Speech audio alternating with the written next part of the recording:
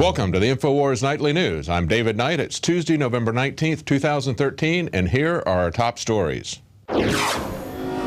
Tonight, Infowars prepares to take over the controlled narrative of the JFK assassination. Then, will you have to surrender biometrics just to leave your airport? And Bitcoin hits high and loses it in 30 minutes. That's next on the Infowars Nightly News. Well, as the 50th anniversary of the JFK assassination approaches this Friday, the city of Dallas is in a ham-fisted way censoring any free speech, any skepticism about the official story. But we're not taking this lying down. Texans are going to be protesting the censorship of free speech in Dallas. On Wednesday, Alex Jones will kick off 3 days of demonstrations and protests at the Federal Reserve Building at the corner of Pearl and Woodall Rogers Freeway, a location he's previously demonstrated at 3 separate times with other Americans. We are not going to be pushed aside, as they do at the political conventions, into free speech zones. That is clearly unconstitutional. Look at the First Amendment. This is specifically protected speech under the First Amendment. The right of the people peaceably to assemble and petition the government with grievances. We have grievances. We have grievances about the official story. It does not honor the memory of JFK to not have an honest investigation, to cover up what other people have found, to shove these things aside, to pull out clues and hide them in the National Archives, to literally fill in concrete curbs where shots were ricocheted off. This is something that was a seminal moment in American history. This is when people not only saw an American president shot live on television and then his alleged assassin shot afterwards. This was also a time where we saw government cover-ups, government lies, government conspiracies being crafted in real time. Anyone who's alive remembers this. And it was a period of time when we learned that our government was capable of the same sorts of things that we see in banana republics, that we saw in Nazi Germany. It was an important lesson, one that we must not forget. And I think it's interesting that just today we learned something about a Nazi assassination, a Nazi cover-up. We learned that Field Marshal Rommel, who was involved in an assassination plot against Hitler, was actually forced to commit suicide. Now, this happened back in 1944, and the doctor who falsified the report under threat of being killed by an SS officer, Dr. Friedrich Breiderhoff, actually made a report to the police in Cologne in 1960. He filed a 7-page report. He was bothered about the lie. He was bothered about the cover-up of the forced suicide. But this did not come to light until just now. So here we are 70 years later, and these documents are coming out. The truth will eventually come out. Most of the documents that the government has about the JFK assassination are still sealed. They're still secretive, even after 50 years. And of course, there have been many, many, many witnesses who have died under unusual circumstances. So the truth is going to eventually come out. We've had deathbed confessions from people who said they were associated with it. We're going to find out what's happened there. People are going to investigate it. But the most important thing is that we not allow the government to censor our free speech. The New American reports that hacker Jeremy Hammond, who hacked Stratfor emails, has been sentenced to the maximum sentence of 10 years for his crime. Now, he slammed government crimes. He said that the U.S. government was deliberately allowing Mexican cartel assassins into the United States. This was gleaned from the Stratfor emails that were hacked. And in other explosive revelations from the massive hack, produced more evidence that federal authorities in the U.S. have been quietly supporting certain Mexican criminal empires, especially the Sinaloa drug cartel.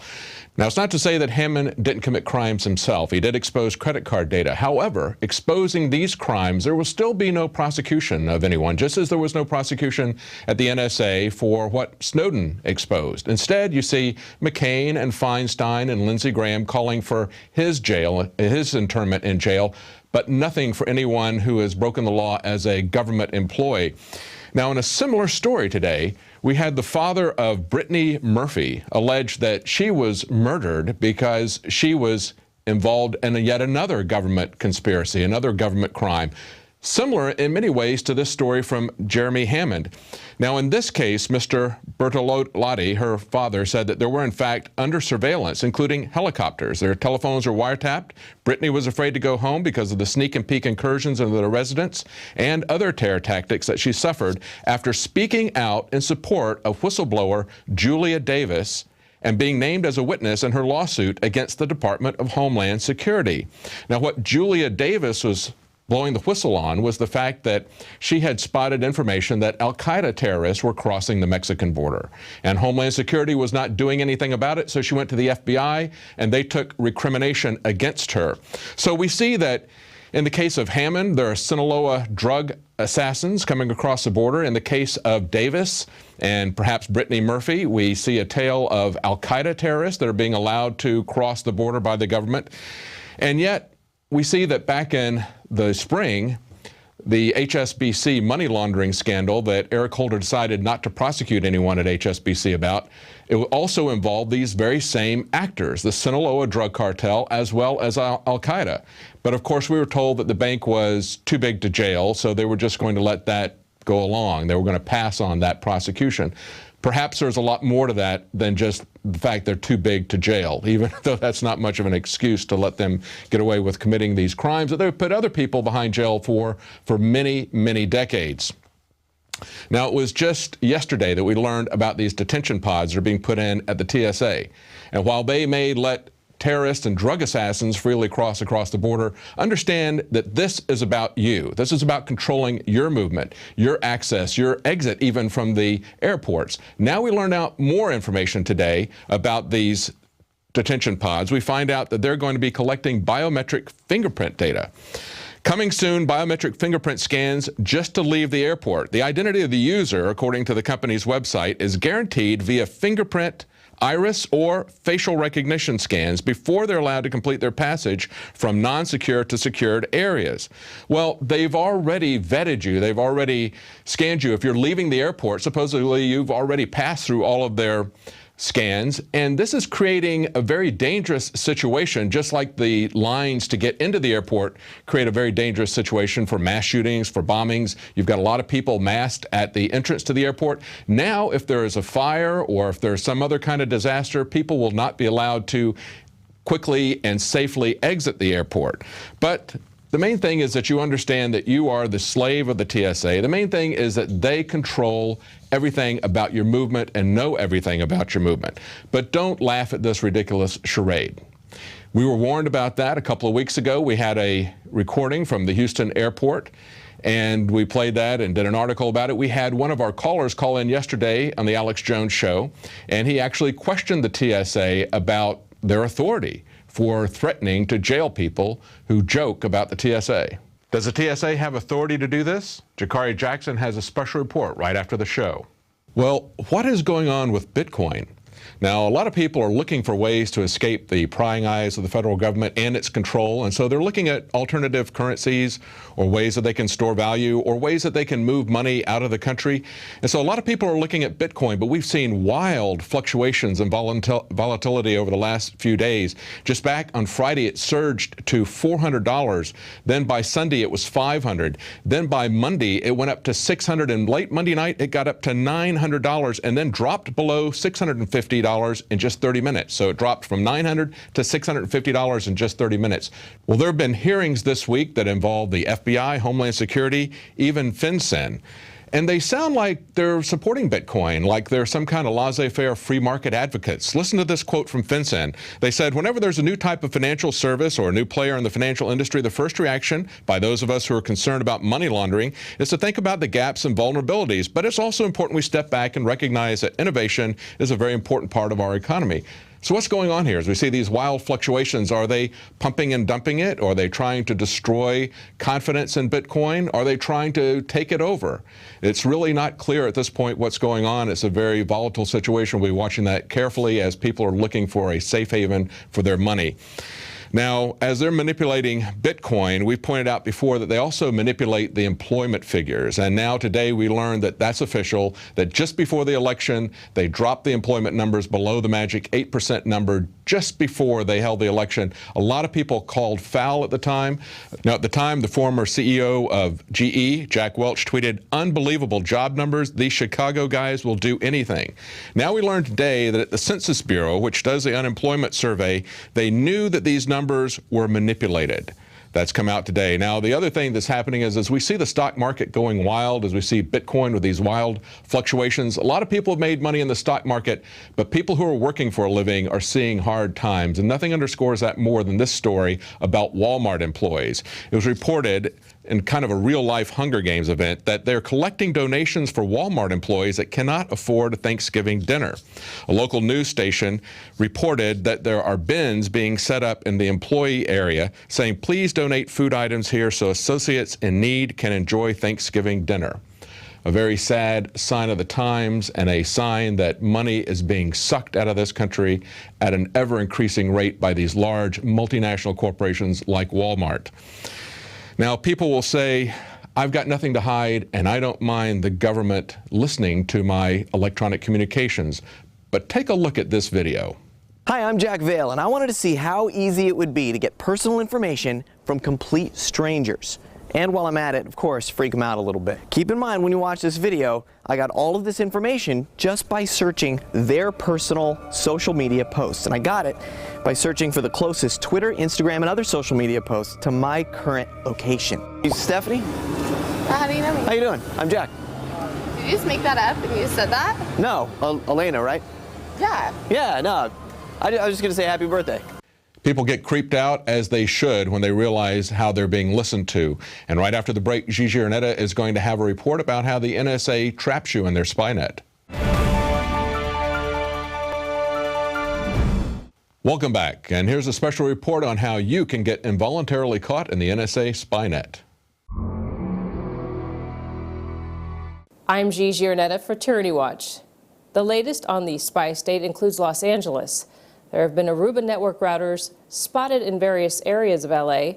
Government entities are latching onto this surveillance technique for various reasons, but one of the biggest advantages to this mesh network is that it can be installed and removed quickly without reliance on a fixed infrastructure. Wireless mesh networks are ideal for temporary spy assignments. They can spy and roll. A mesh can be set up and used for monitoring and surveillance during an incident or public event, and easily packed up and moved to the next location. Any organization can deploy a wireless mesh network in the unlicensed 2.4 gigahertz and 5 gigahertz band and U.S. public safety band. This mesh wireless system is a great addition to your already intrusive Xbox, which can catch you in various positions and videotape you and expose your personal junk. You thought the TSA was intrusive. At least you had to go to the airport to get violated. Now you can depend on the person who installs the mesh routers outside your home to aid in violating your rights. Another option is to give all your information to the navigators at healthcare.gov and willingly allow DHS, DOJ, IRS, and even the White House into your private information, or they can just steal it from you on the giant spy grid. Either way, the monstrosity being built in Utah is equipped to store it all for you. And the giant bureaucracy of the healthcare system, along with many other communistic agencies, can access your information and use it against you at will. Sign up for prisonplanet.tv and give your username and password to up to 10 people. I'm GiGi Erneta for Tyranny Watch on the Infowars Nightly News. Well, stay tuned. Right after the break, we have an interview with a nurse who is being forced to take flu shots by the hospital he works for. Tonight, PJ Sneed joins me. He's an RN at a Level 1 trauma center in Kansas, and he's dealing with some new vaccine regulations in his hospital. PJ, thank you so much for being on the Infowars Nightly News. Thank you. Thank you for having me. So let's start with talking a little bit about your career and how you got to the point where you are now and what's going on with vaccinations. So you've been in the business now for 17 and a half years. You're an RN at a Level 1 trauma center. What has taken place that's distinctly different? At the beginning of the year, over the years as it's progressed, the vaccinations have gotten more per se mandated. Over the last, up until now, we've always had the option to wear either just to totally decline, or you could wear the mask and not take the flu vaccination. This year, the first part of the year, July, August, they were still going to that same policy of you could decline the flu vaccination, but you would have to wear the mask no matter what. And about late August, early September, they changed their policy, mandating, saying that we will be mandatory to receive the flu vaccination, or get you can get a medical exemption or religious exemption. Okay, and usually you guys get different types of vaccinations, right? You get them for hepatitis and different things. Correct. Yeah, and normally you have those coming into the field. Most of those are already, like your Hep B, you will already have, through, and they're something that you don't get updated on a annual basis, or like if you would have a exposure or needle stick, or they would test you to see and make sure your titer is good. But normally on an annual basis, it's just the flu vaccination is what they push. And what do they say when it comes to vaccinations? What's the reason that they're saying you need to have a flu vaccination? First and foremost, they've really pushed for to protect our patients. I think is probably their first and foremost their priority, but I would say is probably number one. Number two is to protect ourselves since we're kind of a first front line. I work in a trauma center, and first and foremost protect the patient, and then protect us from them also.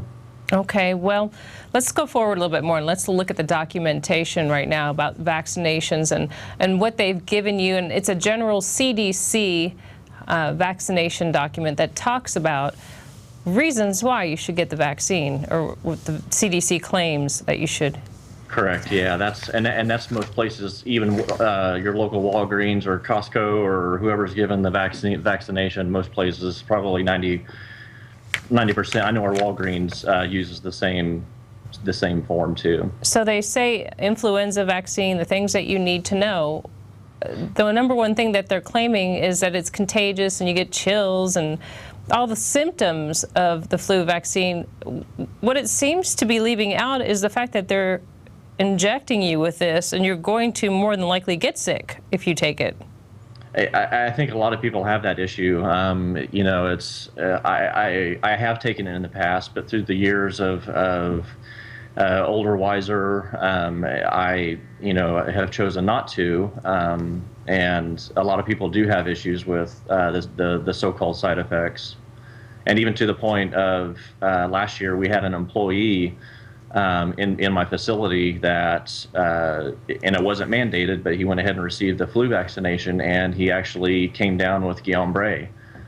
Thank goodness he recovered from it, but Wow. That can be a very lethal illness.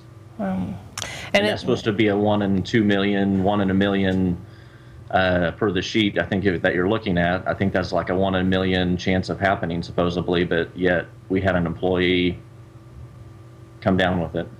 Did he normally take the flu vaccine?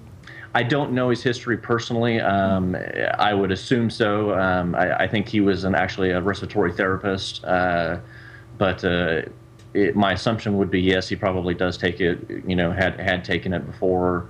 But I'm just assuming that. I don't know his whole story of if he's taken it before. Or... Okay, well, it does say in here that it does have thimerosal. At least they admit that. Yes, that's but they note they don't tell you what it is though, and even the sheet that they passed around work too, that they said we'll have the thimerosal free version of it, but you have to go to the health resource office to get it. We'd have roving carts that would have the thimerosal in it, but they would not tell you what unless you asked. They would not tell you what the thimerosal is. They just said that thimerosal is in it. Okay, so the real problem right now is that you've claimed on the paperwork that they have, they say you can claim a religious exemption, and that's what you did. And or medical, yes. And or medical. In your case, you actually did the religious. Yes, ma'am. And what's the latest as of date? I was denied. As you can see, the paperwork I showed you, I was denied the first round. I spoke with higher up.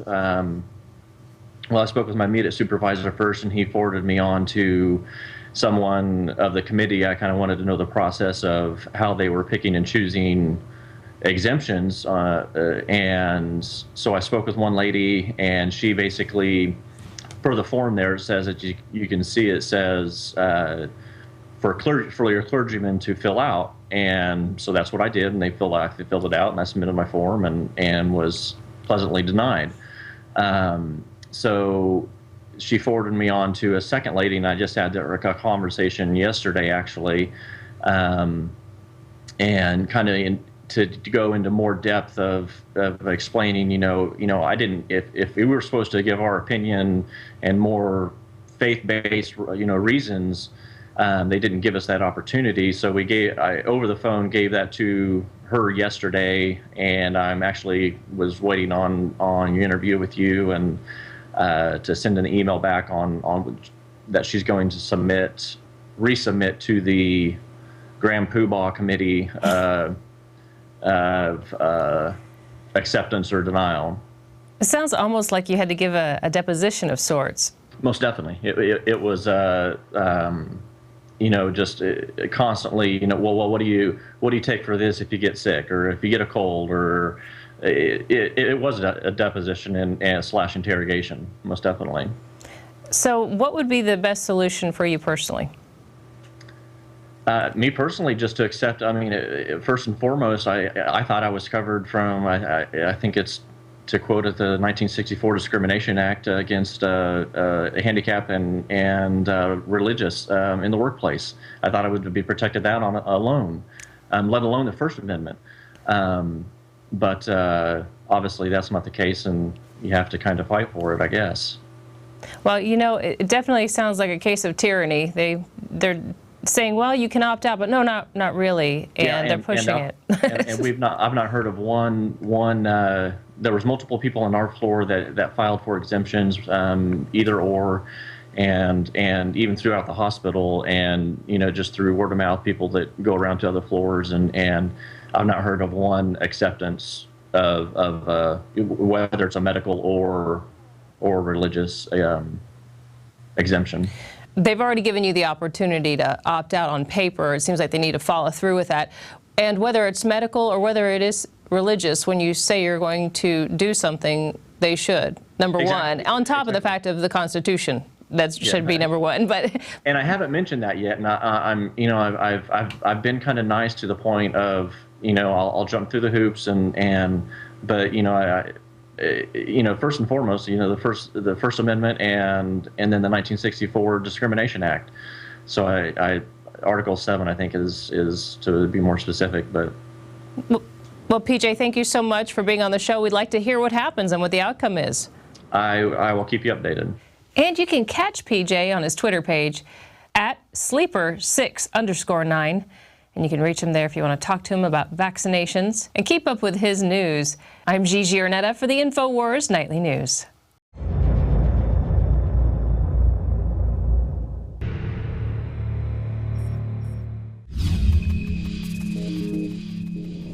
Do not be persuaded by strangers or individuals you do not know well to take articles aboard your flight. You are also reminded that any inappropriate remarks or jokes concerning security may result in your arrest. We appreciate your cooperation while these measures are in effect.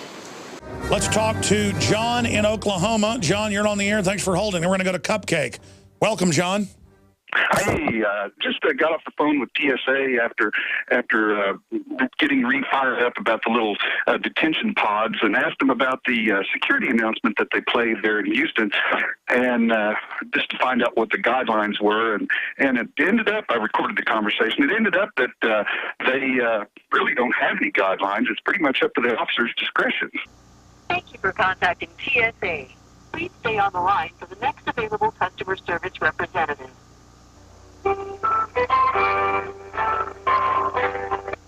Thank you for holding. Now, the information that I have, I don't have, of course, specific things, but you can can or cannot say. I mean, if you decline screening or refuse to complete screening process, or, I mean, and a federal regulation prohibits interfering with, assaulting, threatening, or intimidating screening personnel as they perform their screening duties, I mean, you could be fined up to $1,500, and, you know, you may receive a civil penalty. I mean, I highly don't suggest that you do that. Well, you know, I guess it just seems kind of, I guess there's really no guidelines then. It's just kind of up to whatever screener, if he doesn't like. I mean, of course, it's going to be up to the officer. I mean, if you're making... But they're not an officer. They're a screener. They're not an officer, or even though they call them No, they're officer. a Transportation Security Administration officer. Oh, okay. They just don't have the ability to arrest somebody. They do have the ability to detain, and officers do respond. Okay. And you may be, you know, you can receive a civil penalty up to $1,500. That's if you refuse to cooperate, if you threaten, assault, interfere, or intimidate personnel as they do their duties, then, yeah, you can receive that penalty. Yeah, that would be reasonable for anyone. I mean, I couldn't assault or do anything to a regular citizen, much less a government person. Okay, so there really aren't any guidelines?